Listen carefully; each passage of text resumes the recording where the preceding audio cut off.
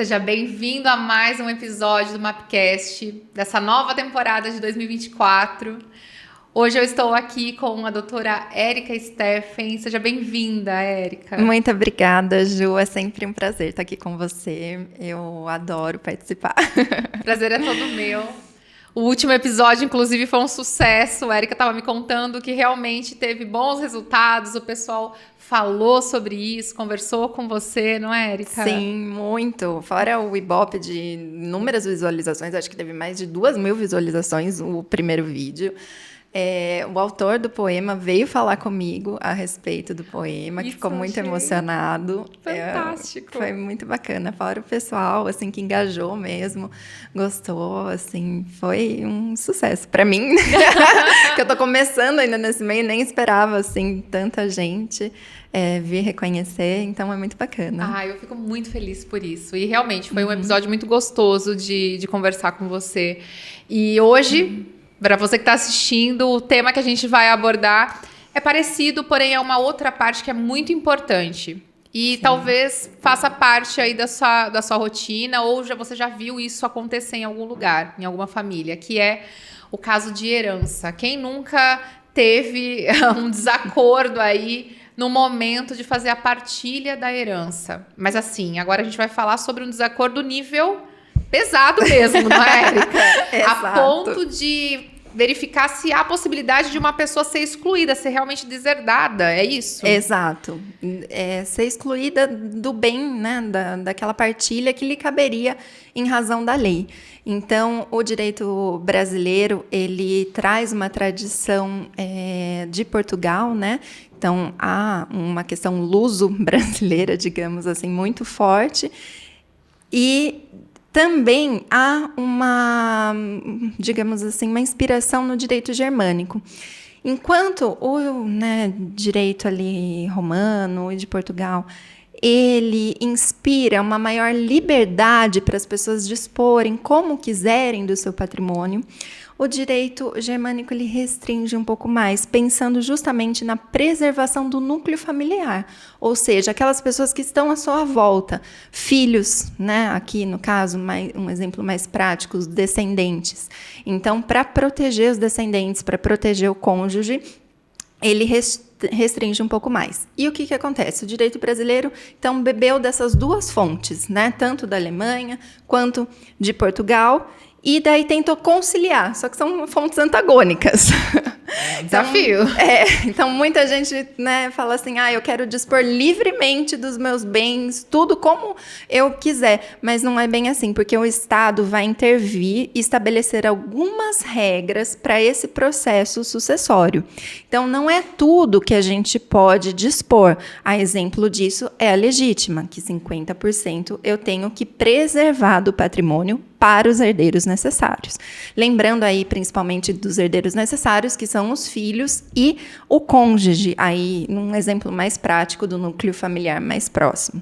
Tá? Então, eu não poderia dispor de todo o meu patrimônio, sequer a questão de uma doação, porque uma doação em vida para algum herdeiro que vai implicar de extrapolar essa legítima, futuramente, quando eu falecer, eu vou ter que trazer esses bens à colação, que chama, para eu equiparar com os outros herdeiros.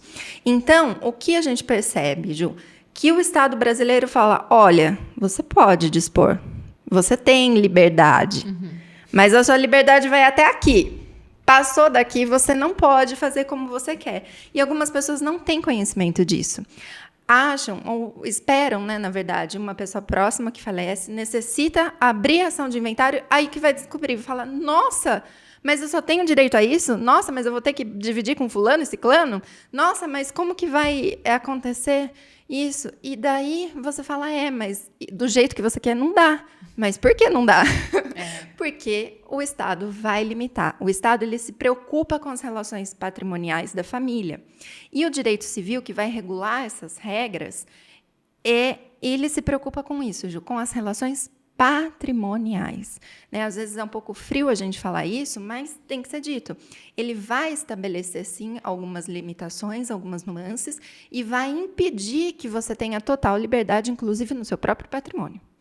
Então, é necessário, de antemão, a gente ter uma consulta com um advogado para entender melhor, dentro daquele cenário, de um contexto específico, como que vai se dar. Porque, relembrando mais uma vez, o direito da vizinha não vai ser igual ao seu. É isso. E eu acho muito necessário a gente trazer esses assuntos à tona, principalmente em canais abertos, assim como o podcast, porque é como você disse, somente quando um familiar vem a morrer que a gente vai descobrir o que é que acontece com tudo, como que a gente vai lidar com aquilo, quem é que tem direito do quê, o que eu tenho que pagar, o que eu tenho que fazer, enfim. E isso é muito ruim, porque a gente já falou, eu já falei isso no podcast passado, já tá passando por um momento que é difícil emocionalmente falando, e aí ter surpresas que são relacionadas ao financeiro, tudo fica muito mais difícil. Exatamente. E fala uma coisa pra mim, Érica, quais são exemplos de pessoas que realmente perderam esse direito aí dessa partilha do patrimônio do falecido, que são públicos, que a gente pode trazer? Tem um exemplo que teve uma disputa patrimonial, tá, muito grande, não chegou a perder, mas eu acho bem elucidativo para esse caso, que é o caso da L'Oréal, tá? Mãe e filha entraram numa disputa patrimonial muito grande, até tem um documentário da Netflix muito bacana sobre isso. E aí o que acontece? A mãe estava fazendo doações, várias doações, e de valores assim bem exorbitantes, para uma pessoa muito próxima dela, um amigo dela. E daí a filha falou: opa, peraí, minha mãe está exagerando? Não, ela não pode dispor assim de tanto dinheiro. Isso porque a gente está falando de uma fortuna da casa dos bilhões. Eu, pelo menos, não imagino. Mas aquilo saltou aos olhos dela. E daí falou assim: opa, não, minha mãe, né, daí já tinha uma certa idade e tudo mais. Então, ela entrou com meios jurídicos criminais contra a pessoa, que, né, alegando aí uma possível extorsão contra a mãe, tá? E começou também mover uma ação contra a própria mãe, só que daí, no caso, foi uma ação de interdição, que às vezes também tem alguns casos que se relacionam com essa questão do inventário, sabe, Ju? Porque tem pessoas interditadas que são herdeiros, né? Ou, às vezes, como no caso, a própria testadora, né? Porque ela tinha testamento. Ela pode vir a sofrer uma ação de interdição, tá? Então, é importante... E o que acontece? Quando ela é interditada, esse testamento, ele perde a validade? Não perde a validade se no momento que ela fez essa livre disposição, ela estava em plenas faculdades mentais. Tá? A partir do momento do decreto dessa interdição, aí pode sim ser invalidado. Tá? Então, é algo que... mas, né, às vezes a gente acha que é muito difícil de acontecer, mas é corriqueiro. Tem muitos casos, né, que a gente vê de interdição, porque a pessoa vai chegando numa idade mais avançada e vão vindo algumas doenças que vão atingir a cognição dela. Ainda que seja algo considerado mais leve, isso pode intervir na capacidade dela de decidir. E daí, se interfere na capacidade de decidir, vai interferir na capacidade de testar também, tá? E outra coisa importante que a gente tem que colocar, né, dessa questão da interdição, que é, lógico, algo que acomete muito gravemente a pessoa. Mas, se o filho alega isso de forma leviana, e a pessoa é saudável, ou ele tenta, de todo modo, obstar essa capacidade de dispor livremente dos bens do seu pai, por exemplo, isso é considerado um ato de indignidade. E o ato de indignidade vai excluir esse herdeiro da sucessão. Ou seja, então, se aquela pessoa ela quer fazer isso de má fé, eu quero tirar aqui o meu pai da jogada para eu ficar com tudo, e pra ele isso não é testar. detectado para o pai dele não ter direito a escolher como que vai ser dividido isso, ele pode se dar muito mal. Pode. Aí vai depender de uma ação, tá? Vai ter que entrar com uma ação judicial, uma ação de indignidade, para que declare justamente essa questão. E tem a chancela do juiz, né? A chancela estatal. Mas, sim, é possível. Tá? E nesse caso específico da L'Oréal, o que aconteceu no final das contas? No final das contas, elas fizeram um acordo. Tá. Algo que ficou um pouco contraditório, porque se eu que sou filha, tô movendo uma ação contra minha mãe, falando que ela não tem capacidade para testar, ela teria capacidade para fazer um acordo? Não, mas ela preferiu fazer um acordo com a mãe, entraram em consenso, o que acredito eu que atende até uma questão de uma relação mesmo familiar, que daí no final da vida da mãe voltou e restabeleceram aquele vínculo afetivo, que é muito bonito. Né? Então, é uma história que, no final, traz uma mensagem boa, positiva, de restabelecimento desse vínculo. A mãe aceitou parar de fazer essas doações para esse amigo, né? Então, restringiu ali essa questão. E, por fim, a filha daí passou a tocar e gerir 100% dos negócios, que já era o intuito dela, né? E daí a mãe acabou falecendo. Quando envolve, assim, tanto dinheiro, tantos bens, empresas, as coisas acabam ficando numa dimensão muito maior, não é? Do que comumente a gente vê acontecer por aí. E fala uma coisa, qual é o nome desse documentário? A gente pode deixar depois, a gente coloca aqui nos comentários o link? Claro, L'Oréal.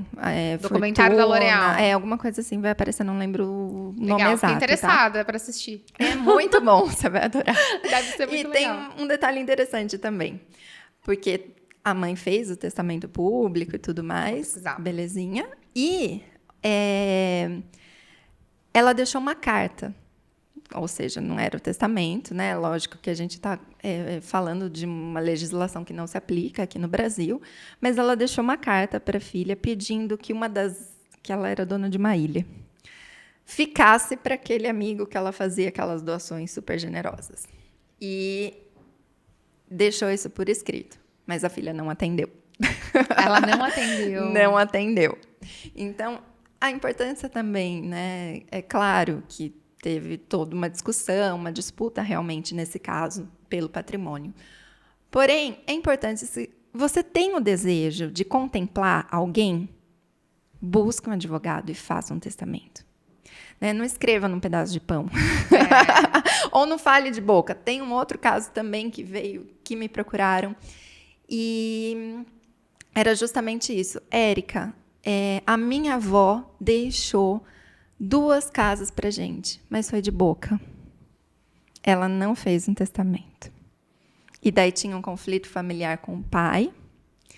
E, obviamente, o pai não reconheceu, né, esse direito sucessório, digamos, dela, que era o desejo da avó, externado pela avó, que ela contou para a irmã dela, tia-avó, contou para todo mundo, mas não conseguiu fazer valer, porque não tinha nenhum registro disso, né, nenhum registro documentado, e a gente tem o testamento público, que eu mais indico. Né?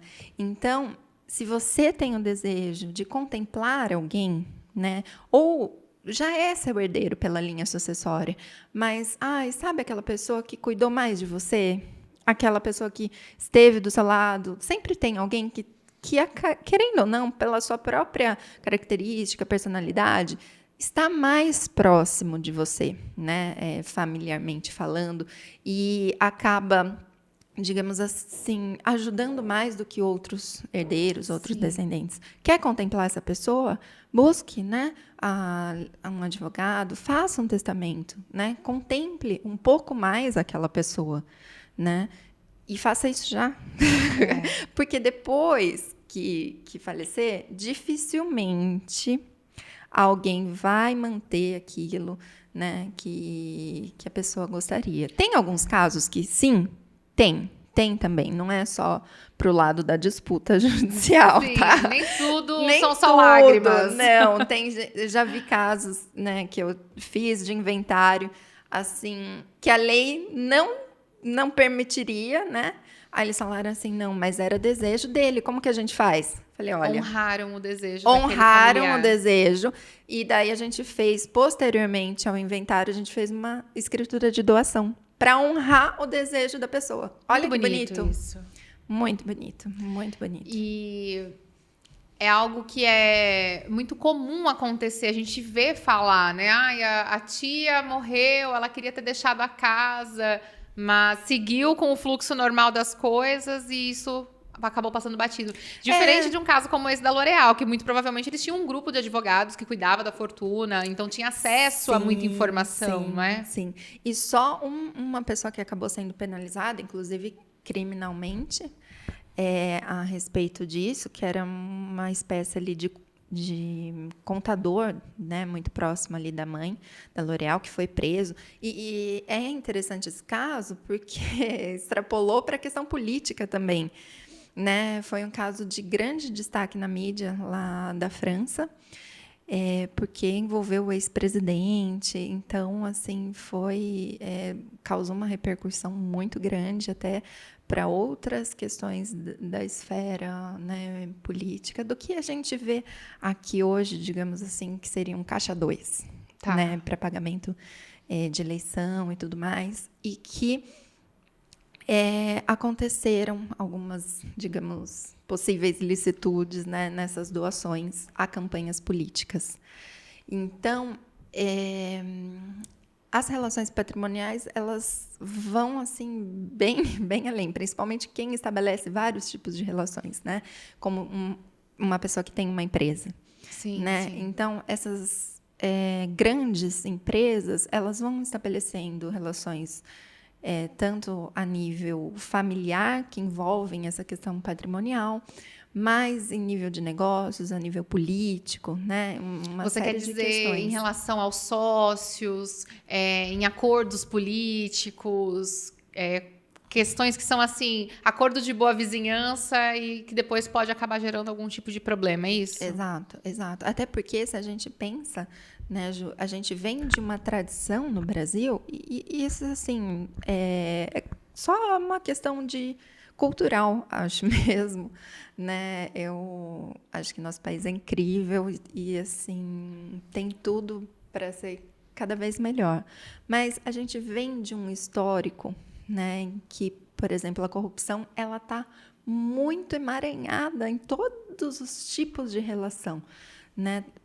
Principalmente aí quando a gente vai pensar nos políticos, na questão estatal. É claro que aquele famoso jeitinho brasileiro, né, também é travado nas relações no âmbito privado, né, de pessoas comuns.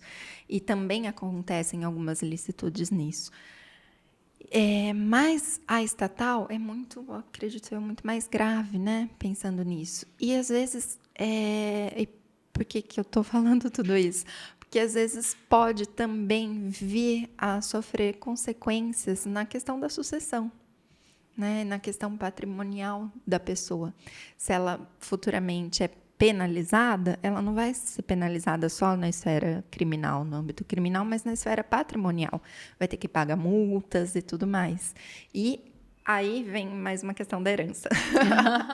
Até que ponto, né, eu tenho que pagar a dívida da pessoa que eu recebi a herança? Então, até os limites daquele patrimônio que você recebeu. Então, se a pessoa tinha uma dívida de 10 mil e você recebeu 20, você vai ter que arcar com esses 10 mil.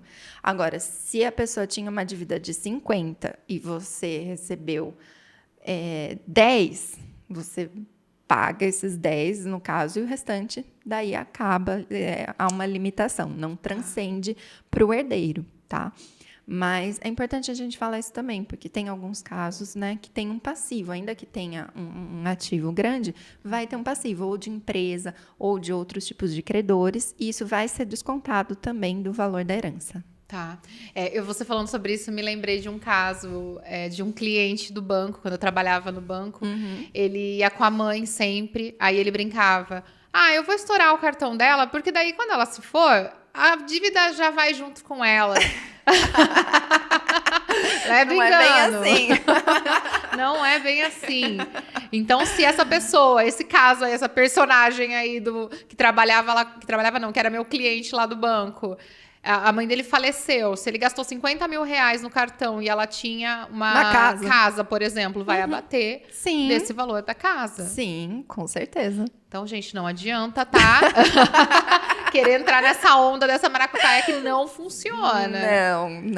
Não. Legal. E a gente tá falando aqui de casos mais leves, vamos dizer assim, não é? Sim. Aliás, o Rodrigo me mandou aqui, ele pesquisou na Netflix. Eu não sei se é essa, tá? A Bilionária, o Mordomo e o Namorado? Essa. É essa? Então, pessoal, deixa eu pegar aqui.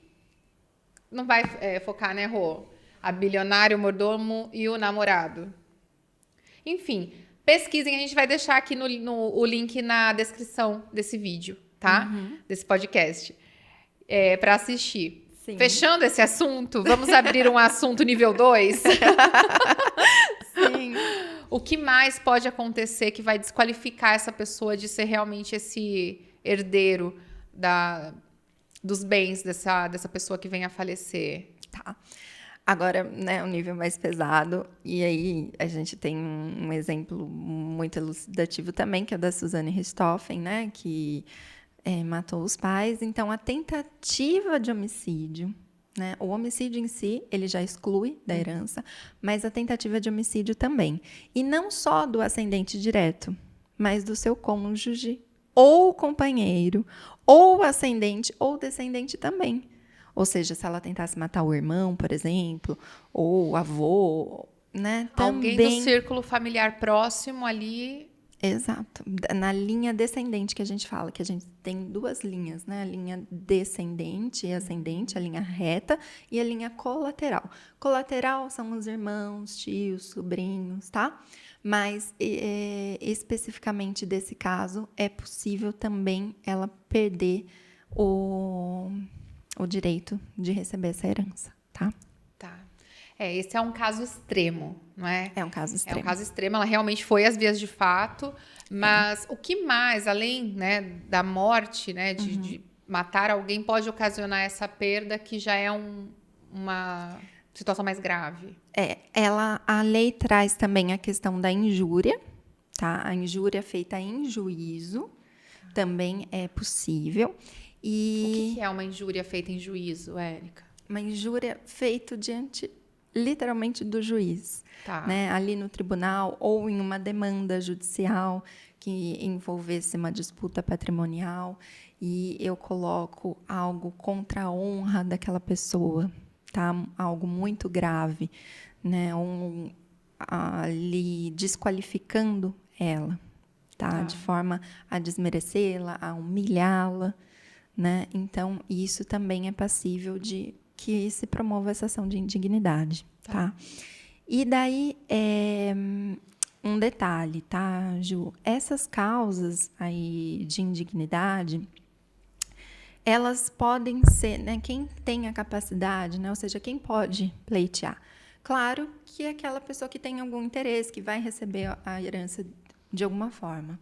Mas ela tem que mover uma ação, tá, de indignidade após essa pessoa morrer para presenciar perante o juiz, né, o que né, ter essa chancela judicial.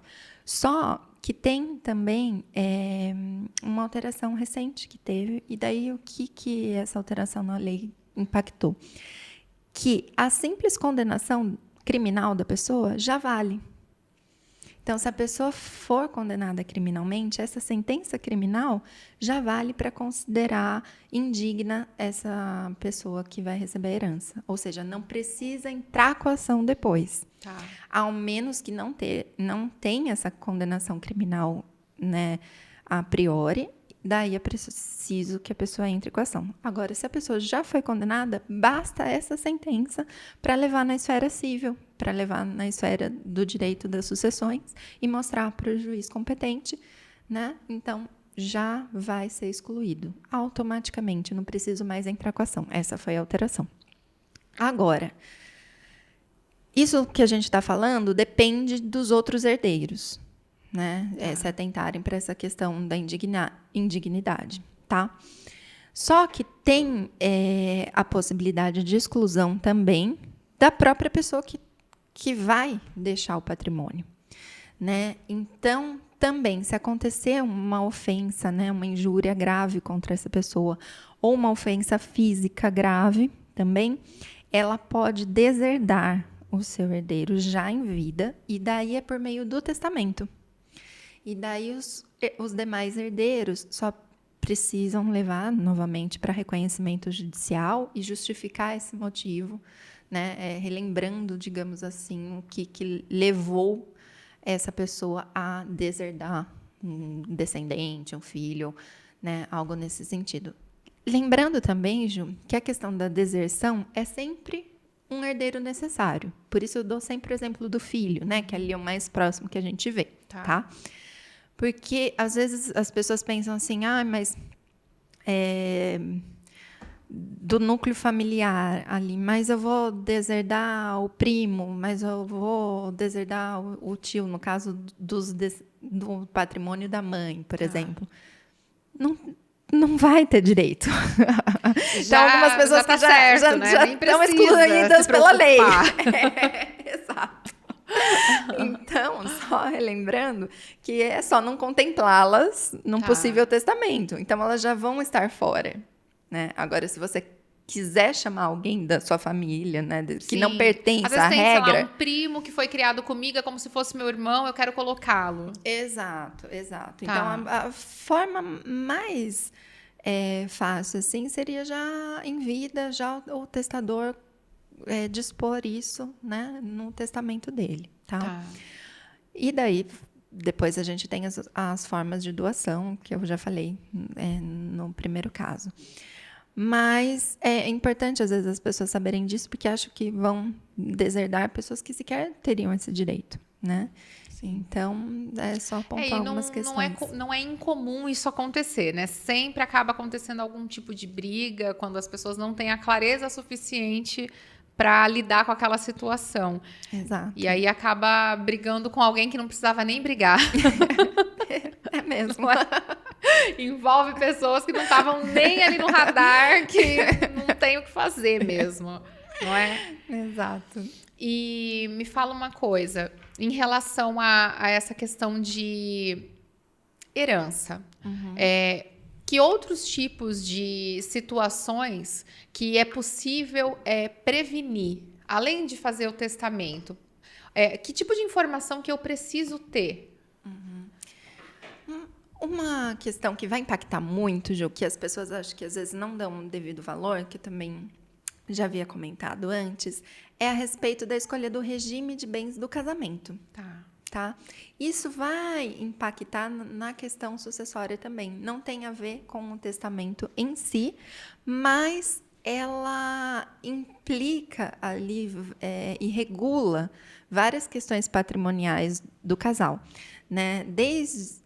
Limitando um pouco, né? Desde a venda de imóveis, por exemplo, que se for no regime da comunhão parcial, que é legal atualmente, o cônjuge precisa anuir também, tá?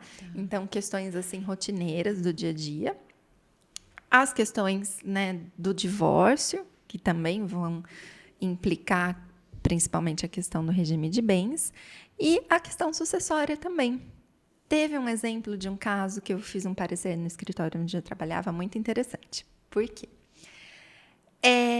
Ele era um empresário e estava com uma esposa, tudo certo, casado, tá?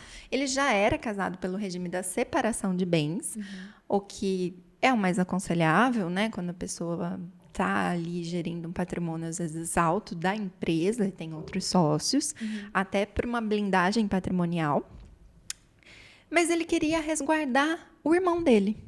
Olha que bacana. Fala, né? Não tinha descendentes, não teve filhos, né? Mas falou assim, poxa, eu não quero que fique tudo só para minha cônjuge. Eu quero contemplar meu irmão. E pela lei, o irmão não ia ser contemplado. Sim. Né? Então, eu fiz um parecer no sentido, eu posso contemplar o meu irmão? Pode contemplar o seu irmão, por meio do testamento. Mas até quanto posso, né, contemplar? Porque olha só que louco isso, se a gente for parar para pensar. Ele estava casado pelo regime da separação de bens, certo? Se ele divorciasse da mulher, a mulher não ia ter direito a nada que tivesse só no nome, né, no nome dele.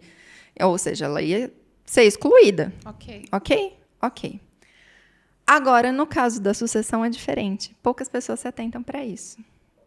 No caso da sucessão, para ele deixar um testamento, ele não pode dispor livremente do patrimônio dele 100%. Porque a cônjuge é herdeira necessária. Tá. Então, a figura de herdeiro necessário, ela leva a uma extensão maior. Independente do regime do casamento dele. Vai depender. Vai Tá. ter outras implicações depois. Tá. Tá? Nesse caso em específico... Desculpa. Não depende. Não depende. Tá, então vamos lá. Acho que eu fiz... Me explica Eu de te novo. confundi. Explica de Desculpa. novo. Não, mas é legal que isso aconteça, porque se é uma dúvida minha, que sou Vai leiga, ser de mais pessoas. vai ser de mais pessoas. Independente do regime de bens, acho que foi isso que você me perguntou. Isso. Independente se é comunhão parcial, se é separação obrigatória, se é convencional, Tá. né?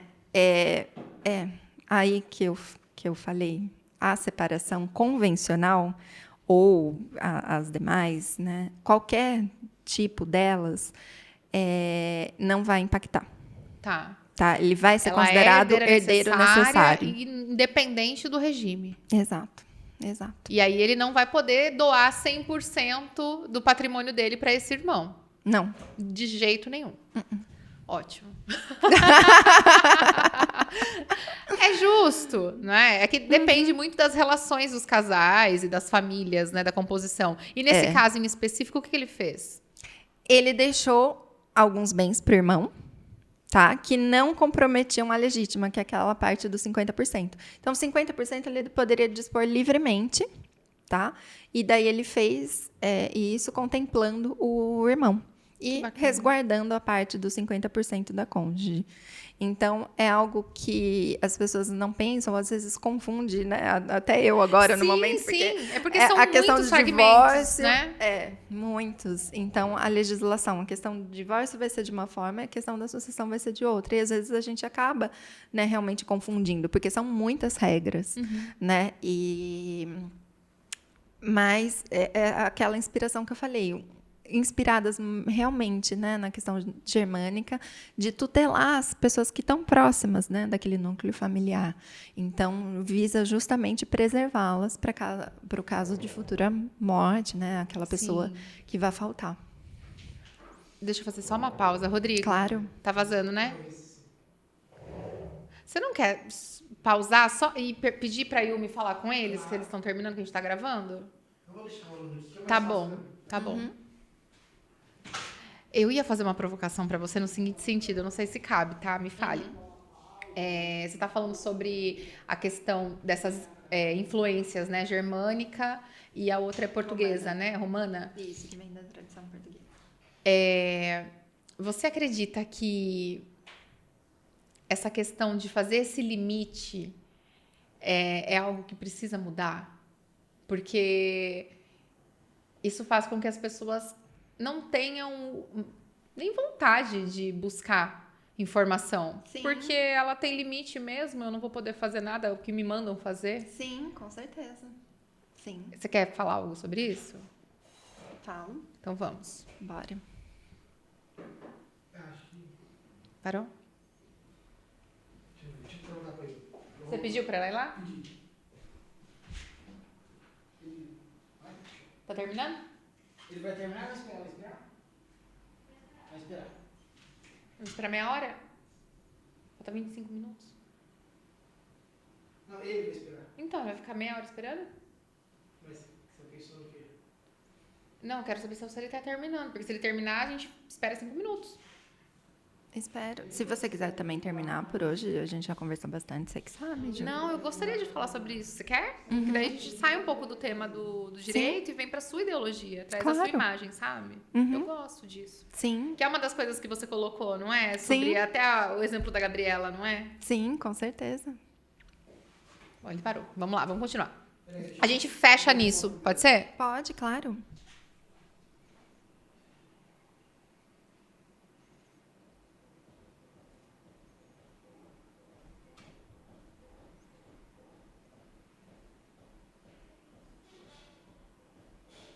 Eu havia encontrado, chama o caso Bettencourt, escândalo com a mulher mais rica do mundo. Pode ser que seja outro. Será que é outro? Pode ser. Porque é esse sobrenome. É esse sobrenome? Uhum. Não pode continuar, que não vai analisar para ver. Tá. Beleza. Tá em você. Beleza.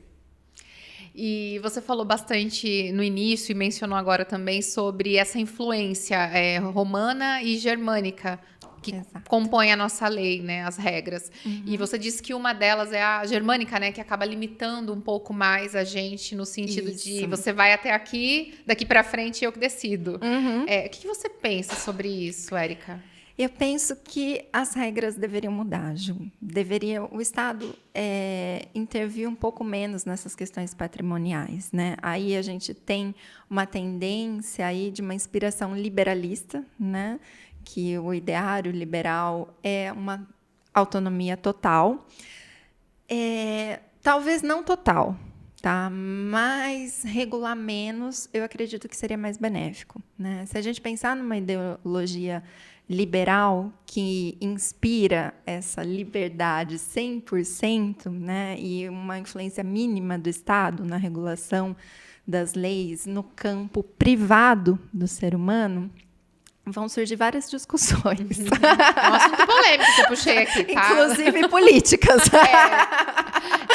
É polêmico. Até perguntei para ela antes, posso mencionar esse assunto? Claro, Porque claro. é algo É muito delicado. interessante. Sim, sim. E, assim, a gente vê que isso demanda muito de uma questão cultural mesmo. Porque se você olhar para países que têm uma tradição diferente, o que eu digo tradição diferente? A gente veio do civil law também. Regras, muitas regras, um excesso de normas. E nós temos, no outro campo, né, uma tradição do common law, que é diferente, é baseado no sistema de precedentes.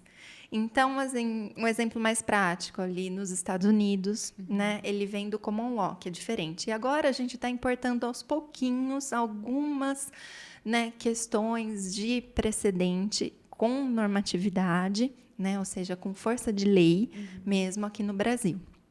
E daí o que acontece? Culturalmente, né, as pessoas acabam não tendo, digamos, tanta liberdade, o que acaba levando a não buscar um reconhecimento disso por meio do testamento. Em outros países, né, que a gente vê dessa outra tradição do common law, a gente vê que é algo muito natural.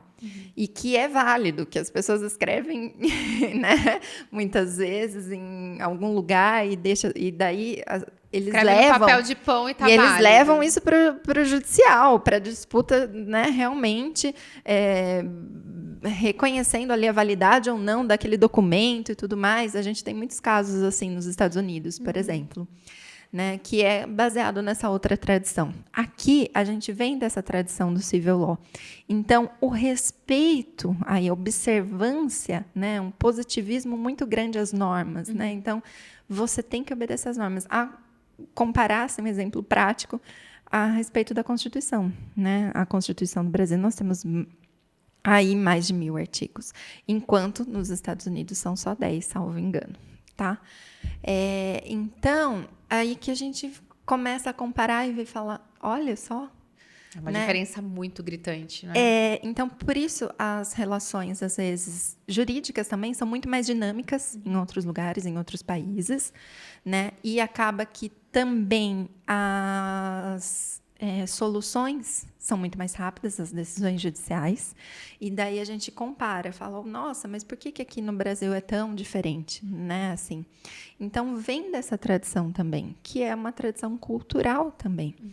E é claro que a gente sempre tem que respeitar o contraditório, a ampla defesa, que são princípios constitucionais. Então, a gente tem que dar voz para o outro lado falar e participar do processo, né? Então, se for extremamente célere, eu não tenho como dar voz para o outro lado. Porém, essas questões também de celeridade e tudo mais são influenciadas e perpassam por essa questão da nossa tradição. Sim, sim.